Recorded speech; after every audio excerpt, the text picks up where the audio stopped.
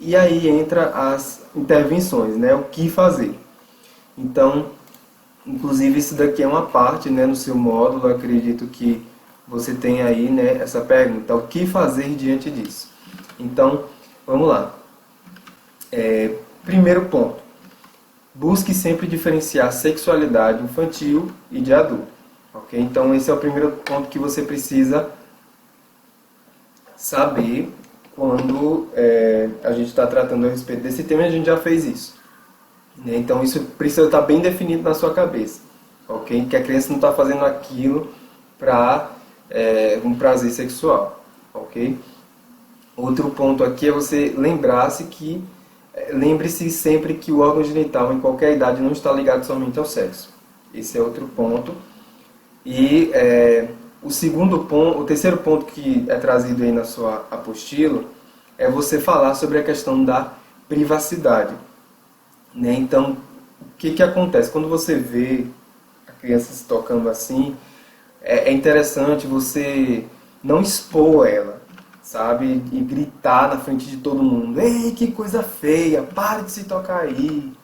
Isso acaba expondo ela. Imagine, né? Você toca num objeto na casa de alguém, e aí tá cheio de gente essa casa, porque você tem curiosidade, e alguém grita pra você: que coisa feia, para de tocar aí. Você ia ficar morto de vergonha, né? Sem onde meter a cabeça. Então imagine como é que essa criança ela processa uma situação como essa.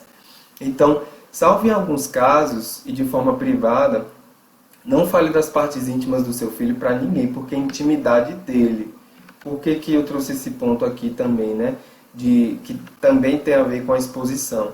Porque tem casos que realmente você vai precisar falar das partes íntimas do seu filho, por exemplo, para o médico. Então, a gente inclusive tem uma médica aqui, e eu acredito que ela vai concordar, que é inevitável, né, o pai chegar para o médico e falar de detalhes e tudo mais, mas aquilo não vai ser uma exposição escrachada. Mas, nos demais sentidos, né, principalmente quando uma menina menstrua, né, tem mãe e pai que quer contar para Deus e o mundo, e não é assim. É uma intimidade da criança. É algo que precisa ser respeitado. Ana, quer falar alguma coisa? Só a questão aí que você falou, querer falar para a família inteira, é meio cultural, né? A questão principalmente com relação à mulher, né? Tipo, virou mocinha, virou mulher, não é mais criança e quer contar para a família inteira o que aconteceu. Sim.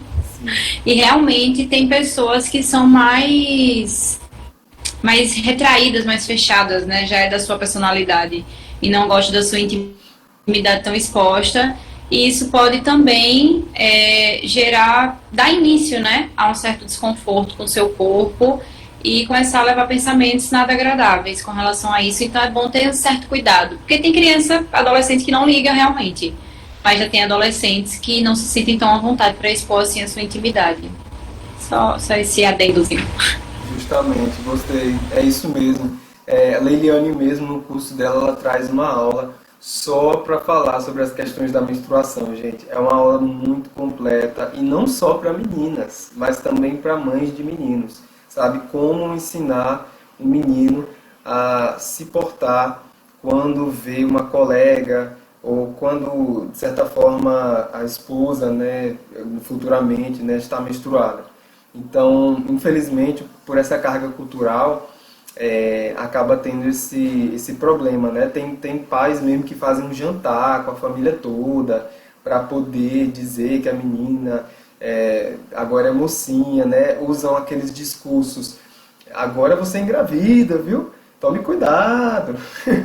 Isso aí é assustador para a menina, porque assim, a menina, principalmente quando ela é mais nova, ela já está menstruada, né? Já está nessa questão da menstruação, ela não deixou de ser criança, né? Ela não atingiu a sua maturidade psicológica, completamente a sua maturidade física, e chamar ela de mocinha é entregar para ela um fardo que ela não tem condições de carregar, né? Ela é só uma criança que está menstruando todos os meses.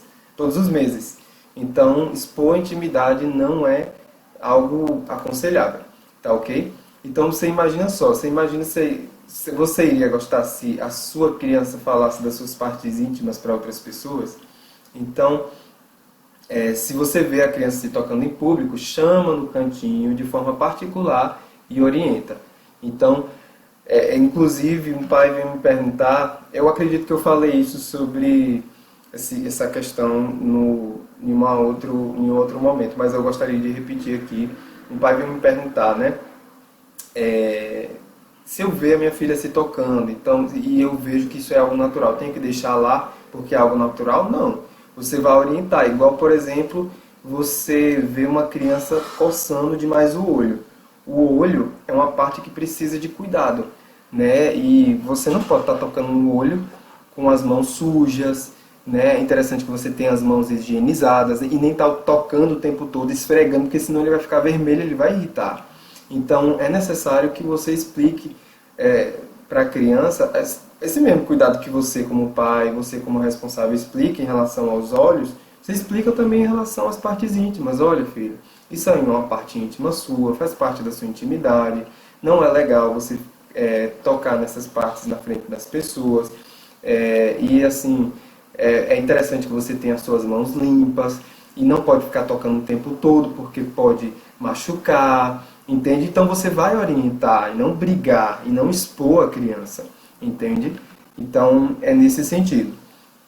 É algo natural, mas é algo que precisa de orientação. Você não vai simplesmente deixar lá e ok, se vira, não é assim, ok? Outro ponto é não faça piada com a família. Então às vezes os meninos, né, começam a nascer os pelinhos, ou as meninas começam a menstruar e todo mundo da família fica sabendo. Então isso invade a privacidade da criança. O que é íntimo deve ser tratado de forma íntima. Então a Leilene traz até uma consideração. Fique tranquilo. Dos 6 aos 8 anos de idade, a energia sexual da criança é deslocada para as relações sociais. Ok? A energia sexual da criança ela é muito voltada para o corpo dela, no início dos anos. Então, é muito mamar, muito se tocar, muito se descobrir, levar tudo à boca, principalmente os mais novinhos, né? Mas entre os 6 aos 8 anos, o normal é haver esse deslocamento de energia. Outro ponto também é falar com a criança sobre as partes íntimas, né? Ensinar como cuidar e se proteger, que foi algo que eu já falei. Então, quais são as frases aqui que a gente colocou aqui como sugestão? Filho, nossas partes íntimas são partes especiais, são partes mais sensíveis, que merecem cuidados especiais. Se tocar forte, pode me machucar. Se tocar o tempo todo, vai machucar.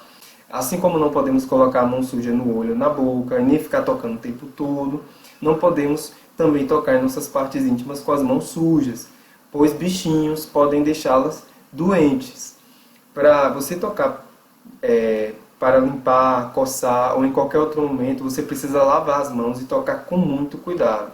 Outra frase aqui, né? Filho, não podemos colocar nenhum objeto nas nossas partes íntimas, né? Seja no pênis, ou na vulva, ou na vagina, ou no ânus.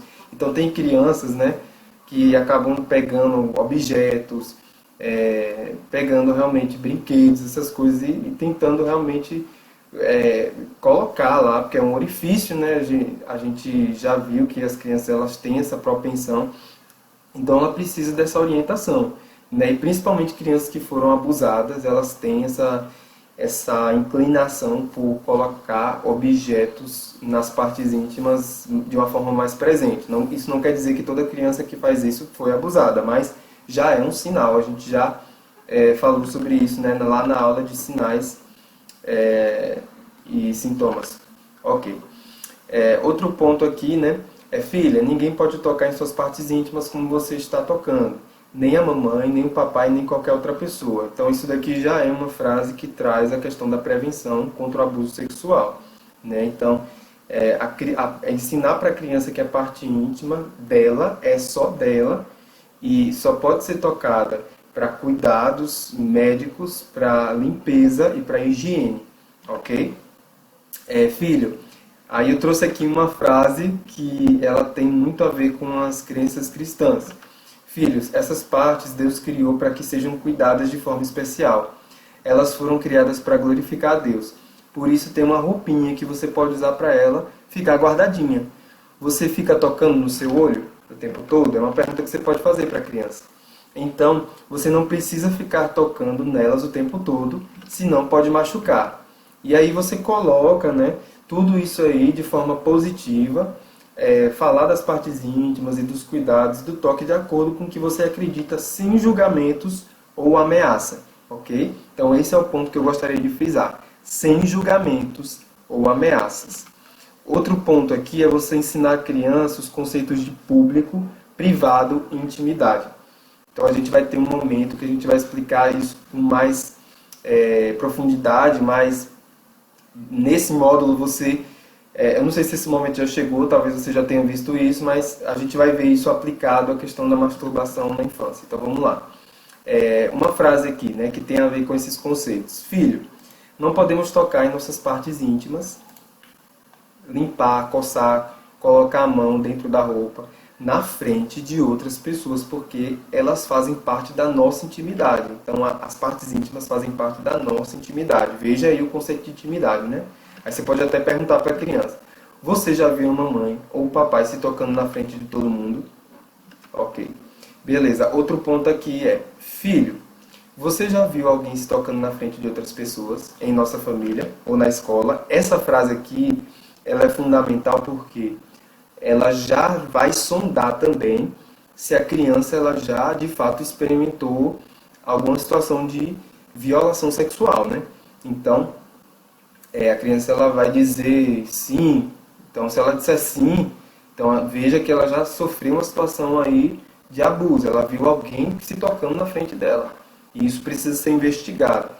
Ou pode ser até, de repente, um jogo sexual, né? Então, o que acontece? A diferença aí, mais uma vez, frisando esse ponto, entre jogos sexuais e o abuso sexual.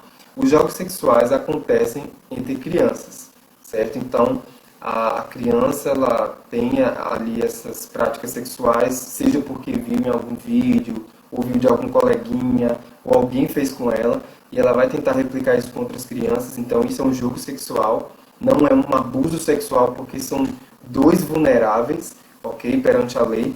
E o abuso sexual acontece quando de fato alguém que é maior de 18, né?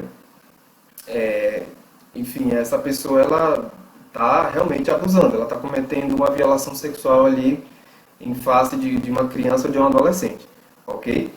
E a gente sabe que adolescente também pode praticar um ato alusório aí ao abuso sexual, que são os atos infracionais, que é de fato uma violação também sexual, só que perante a lei é um ato infracional, ok? Não é um crime sexual, mas um ato infracional que tem pena também e tem a ver com a questão da lei. A lei ela também ela tem uma tratativa para adolescentes que cometem esse tipo de crime sexual. Ok, beleza, então entendendo isso e eu fazendo esses acréscimos aí, inclusive com a questão jurídica, vamos continuar aqui. Como as crianças descobrem essa sensação nova nas genitálias, elas tendem a compartilhar a novidade com outras crianças e até com adultos. E normalmente esse compartilhamento é feito de forma verbal e prática. Então, ou seja, a criança ela vai tentar reproduzir isso com outros coleguinhas, então ela precisa ser orientada a não fazer isso, ok? Por isso que os pais eles precisam estar atentos em relação a essa questão dos toques exploratórios, ok? Beleza. Então vamos lá. No ponto 6 aqui, a gente traz que é importante conversar com a criança tranquilamente sobre isso.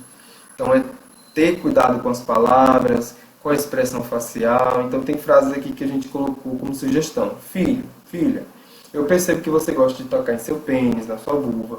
Você sente uma cosquinha, uma coisa boa, mas é importante você saber que, né, você começa a pontuar aí, né?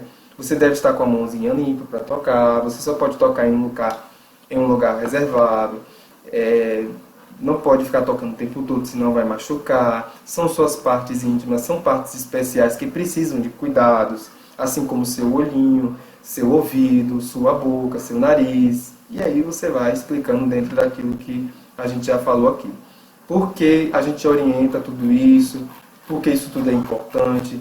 Porque se você age negativamente, isso pode imprimir na mente infantil que parte íntima é inadequada. E tocar nela também é. Então isso pode gerar na criança vergonha do corpo, pois ela tem uma parte do corpo que ao ser tocada deixa os pais, né, os responsáveis com raiva, triste, nervosos, né? Isso pode criar na mente infantil uma percepção negativa do seu corpo e da sua genitália, né? Até porque um dia essa criança vai se tornar um adulto e ele vai tocar nas partes íntimas dele, ou vai deixar ser tocado, né, para ter um ato sexual com o seu cônjuge, né? Então imagine só o que a gente vai estar imprimindo na mente infantil, né? Essa questão do toque que pode acontecer na infância. Então por isso que é necessário todo esse cuidado desde a infância, para que isso não recaia nas próximas fases da vida desse indivíduo, ok? E agora a gente vai responder a dúvida que está aqui, né?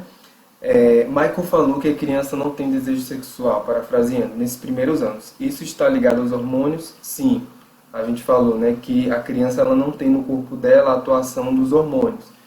Então percebo que pessoas que argumentam que crianças dessa idade, 3 a 5 anos, podem definir se são homem ou mulher. Não sei se teria uma boa ligação com o tema de hoje, mas gostaria de saber a perspectiva de vocês. Ok, então, como foi... Assim, aí a gente entra na questão da ideologia de gênero, né? Que algumas pessoas pregam que a criança ela tem a decisão, né, para escolher se vai ser homem ou se vai ser mulher. Minha gente, pense comigo. A criança, nessa idade, se dirá o adolescente, ainda não tem nem maturidade física e nem psicológica para poder tomar suas próprias decisões, né? Então, você dizer que uma criança pode dirigir um carro porque ela tem dentro dela essa decisão é uma coisa ridícula, né? Porque você sabe que um carro é uma responsabilidade que só cabe a alguém maior de 18 anos, que já está habilitado, fez aulas, né, foi aprovado pelos órgãos do governo. Então, veja que essa questão da maturidade, ela, para poder decidir se vai ser homem ou mulher, para uma criança não faz o menor sentido, né? Não faz o menor sentido. Eu estou fazendo uma alusão, né, à questão de tirar a carteira, a questão do carro, mas também diante da psicologia e também diante da lei. A lei, ela não prende uma criança, por quê? Porque considera que a criança não tem, né, pelo menos a lei brasileira, né, considera que a criança é um ser vulnerável, abaixo dos 14 anos, né, e o adolescente, ele recebe, digamos assim, julgamentos também, caso ele cometa algum tipo de ato infracional, mas a máxima pena que um adolescente pode receber é de 3 anos de reclusão, numa dessas instituições, né, que realmente acolhem esses tipos de adolescentes, jovens infratores, adolescentes infratores. E então, até a lei ela vê que existe essa imaturidade, que crianças e adolescentes não estão maduros fisicamente e psicologicamente.